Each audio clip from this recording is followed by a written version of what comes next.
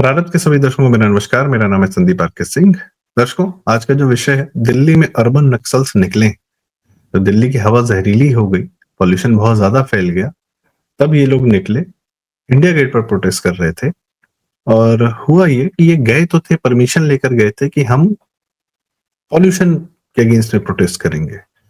आप सोचिए, ये लोग पॉल्यूशन का प्रोटेस्ट करने के लिए पंजाब के भगवंत मान से कुछ नहीं कह रहे हैं, लेकिन दिल्ली में प्रोटेस्ट कर रहे हैं। चलो ठीक है भाई, सरकार को आप अलग जगाने गए हैं कि कृपया पॉल्यूशन का कुछ करिए, जेन्युइन प्रॉब्लम है, फाइन। पर जैसे ही इंडिया गेट पहुंचे, इन लोगों ने नक्सली, आतंकवादी, असुर, राक्षस, मांडवी हिडमा के समर्थन में नारे लगाने शुरू कर दिए। और नारे भी कैसे? वही वाले जो आपने 2016 में कम्युनिस्टों के मुंह से सुना था कि तुम कितने अफजल मारोगे, हर घर से अफजल निकलेगा। इस बार उन्होंने नारे लगाए, तुम कितने हिडमा मारोगे, हर घर से हिडमा निकलेगा। वह हिडमा, उसने 300 लोगों को अपने हाथ से मारा। 300 लोगों की हत्या उसने अपने हाथ से की। 2000 से ज्यादा लोगों की हत्याओं में मास्टरमाइंड था, इंक्लूडिंग जो 76 सीआरपीएफ के जवान 2010 में एक साथ मारे गए थे बम विस्फोट में। और 1 करोड़ का इनामी आतंकवादी था, नक्सली था, माओवादी था, आप कुछ भी कह सकते हैं। उसके समर्थन में दिल्ली के स्टूडेंट्स निकलते हैं। दिल्ली के स्टूडेंट्स का, इनका जो परिचय यदि हम दें, तो एक ही रवजोत नाम की लड़की है, इसके साथ में क्रांति नाम का लड़का है, लड़की है, शायद लड़का है, अब ये कंफर्म नहीं हो पा रहा है, पुलिस वाले भी प्रयास कर रहे हैं जानने का। ये ट्रांसजेंडरिज्म, वो सब भी गेम, मतलब वो सब एक ही है सारा सीन, ठीक है। तो ये कॉमरेड हिडमा अमर रहे, उसके नारे लग रहे हैं। और प्रशांत भूषण जी इनके जो है सहयोगी रहे हैं। ये लोग क्लाइमेट पर बातचीत करते हैं। क्लाइमेट पर बातचीत करते समय कभी भी यह पंजाब में जो खेतों में आग लग रही है उसका जिक्र नहीं करते। और ये लोगों को यदि हिंदुओं, कश्मीरी हिंदुओं के पीड़ा के बारे में बातचीत करिए तो मुंह सिल जाता है। खैर, यह सब हम लोग बहुत अच्छे से जानते हैं। तो यह तंत्र इस बार दिल्ली पुलिस ने कायदे से इनको पिक किया और यह तय किया कि यह लोग इस बार अब इस प्रकार की हरकतें करेंगे जैसे 2016 में कम्युनिस्ट कन्हैया कुमार और इत्यादि इत्यादि, वहां पे 2-4 लोग हैं, कुछ मेरे नाम राशि वाले भी हैं वहां पर। उन लोग को जो स्पेस मिल गया अपने आप को फैलने का, अपनी विचारधारा फैलाने का, दिल्ली पुलिस ने इस बार यह तय किया कि यह अधिकार, यह इनको नहीं मिलेगा। तत्काल इन पर केस किए गए और दिल्ली हाई कोर्ट में जब जमानत के लिए इनके वकील लोग गए तो वहां से उनको जमानत नहीं मिली, ये रिमांड में गए। राजद्रोह, देशद्रोह का भी केस लगा है। और साथ में नक्सली समर्थक के, अब इन पे क्या है कि इनको फंड किसने किया है, या यह क्यों आ रहे हैं, या इनके जो संगठन है उसको फंड कौन करता है। मेरे लिए सबसे जरूरी सवाल यह है कि आखिर यह आए क्यों बाहर? क्या इन्हें नहीं पता था कि भारत सरकार इन पर किस प्रकार का दबाव बनाएगी या इनको किस प्रकार से डील करेगी? शायद इन्हें अभी भी लगता है कि बहुत सॉफ्ट हैंडलिंग होगी और हम 1-2 दिन जेल रहेंगे, निकल आएंगे और उसके बाद हम चर्चित हो जाएंगे, फेमस हो जाएंगे। शायद यह इनकी मंशा थी या शायद इनकी इच्छा आकांक्षा थी। पर इस बार जिस तरीके से भारत सरकार ने इन पर अपना राजदंड प्रयोग किया है वह काबिले तारीफ है। हिडमा के बारे में सारा परिचय मैंने आपको दिया। सीपीएम के, सीपीआई के, कम्युनिस्ट पार्टी जो आखिरी सांसें ले रही है, उसकी अलख जिंदा रखने के लिए ये लोग सड़क पर आते हैं। और ये मुझे पूर्ण रूप से यह विश्वास है कि जो पुरानी खेप शांत हो गई है कन्हैया कुमार इत्यादि इत्यादि की, उस गैप को भरने के लिए ये लोग आ रहे हैं और ये ऑडिशन दे रहे हैं दुनिया के फंडर्स को, जो सोरोस को और इत्यादि सब लोगों को, कि भाई साहब, हम अभी भी आपके एजेंडा को जिंदा रखना चाहते हैं। ये देखिए, ये हमारी शक्ल है, ये हम लोग हैं, कृपया हमें फंड करें। और उसके बाद पैसा लेकर, ये आसान पैसा बनाना इन लोग को बहुत अच्छे से आता है। बहुत सारे लोग यह कार्य कर चुके हैं।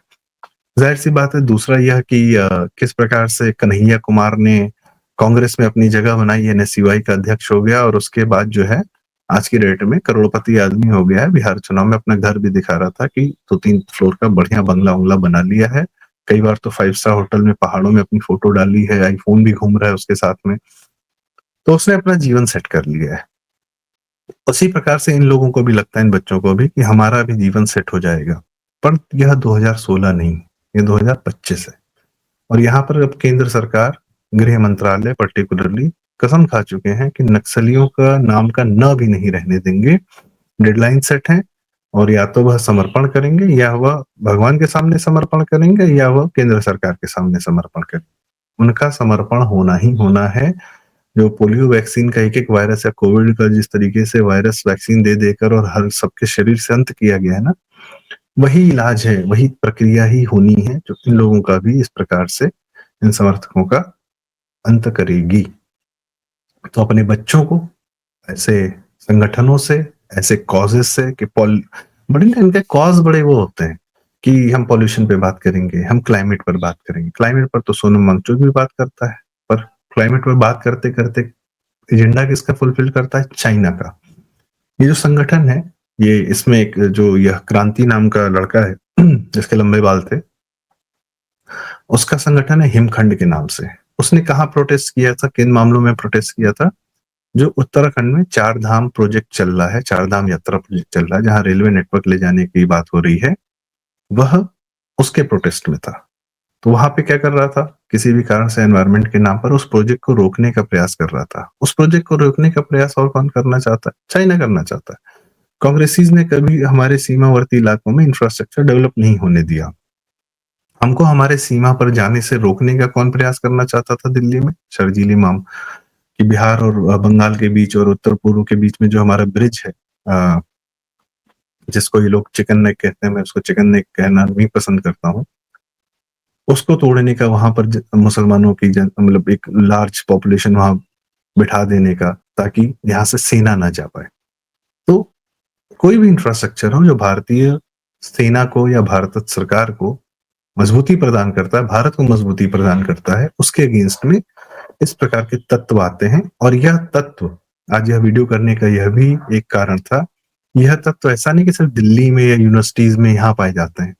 हर कॉलेज में ऐसे ही छोटे-छोटे मुद्दों को लेकर बच्चों को भ्रमित किया जाता है और उनको अपना चारा बनाया जाता है। कॉलेज में, स्कूल्स में शुरुआत होती है वही एनवायरनमेंट की, पॉल्यूशन की, पर क्या इन लोग को आपने कभी पेड़ लगाते हुए देखा? क्या इन लोगों को आपने उन लोगों के बारे में बात करते हुए देखा जिनको पद्मश्री मिला है, जिन लोगों ने जीवन में जंगल के जंगल तैयार कर दिए, बना दिए? क्या आपने जड़ी-बूटियों पर काम करने वालों को जिनको पद्मश्री मिला, उनका नाम सुना इन बच्चों के मुँह से? नहीं। तो एक्चुअल जहाँ प्रोडक्टिविटी होती है, वहाँ पर इनका कोई कारण नहीं होता है। क्या यमुना सफाई किस प्रकार से हो रही है, कौन-सी टेक्नोलॉजीज़ लग रही हैं, किस प्रकार से पानी साफ करके हम उस पानी का इस्तेमाल करके दिल्ली में अगर हम फुहारें छोड़ें, तो उस प्रकार से हम दिल्ली के पॉपुलेशन को कम कर सकते हैं क्योंकि याद रखिए बारिश के बाद ही एयर पॉपुलेशन कम हो पॉल्यूशन कम होता है। क्योंकि वह मटेरियल पानी के साथ ही नीचे आएगा उसे और यह एक वृहद स्केल पर करने की आवश्यकता है टेक्नोलॉजीज़ की बात करना कि किस प्रकार से हम पॉल्यूशन कम कर सकते हैं। और जहाँ से पॉल्यूशन पैदा हो रहा है, उन सोर्सेज़ को हम कैसे बंद कर सकते हैं, जहाँ से मैक्सिमम पॉल्यूशन पैदा होता है। आईआईटी कानपुर की पूरी रिपोर्ट है, क्या ये बच्चे उसकी बात करते हैं? नहीं करते हैं।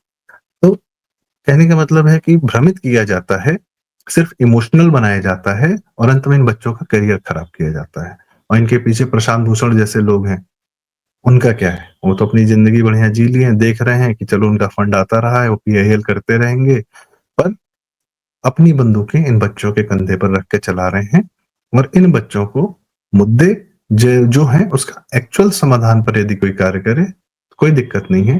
पर मुद्दों के माध्यम से अगर नक्सलियों का समर्थन या इस प्रकार से विदेशी आकाओं को अपना ऑडिशन देने का प्रयास जो किया जा रहा है, इसका तो कड़ाई से दमन होना चाहिए। यही सूचना मैं और ये खबर मैं आज आप लोग के साथ साझा करना चाह रहा था कि ऐसा नहीं है कि सिर्फ दिल्ली में हो रहा है, यहाँ पर भी आपके बच्चों के आस-पास या उनके दोस्तों के आस-पास जो स्कूल्स हैं, कॉलेजेस हैं, वह इन विषयों पर, मुद्दों पर बात ज़रूर करते होंगे, पर क्या वो समाधान की बात कर रहे हैं या वो सरकार से विरोध की बात कर रहे हैं? यह देखना आवश्यक है। तो इसी के साथ यह आज की चर्चा आपको कैसी लगी? इस बारे में आप कमेंट्स में हम अपनी राय हमें ज़रूर बताएँ। कृपया वीडियो लाइक करें, शेयर करें और ऐसी जानकारियों की आवश्यकता है, मुझे लगता है कि हमें अपने समाज को देनी चाहिए। तो इस आशा के साथ कि आपके माध्यम से ये जानकारियाँ दूर-दूर तक जाएँगी, बच्चों तक जाएँगी और चैनल ज़रूर सब्सक्राइब करें। प्रारब्ध बहुत-बहुत धन्यवाद। नमस्कार।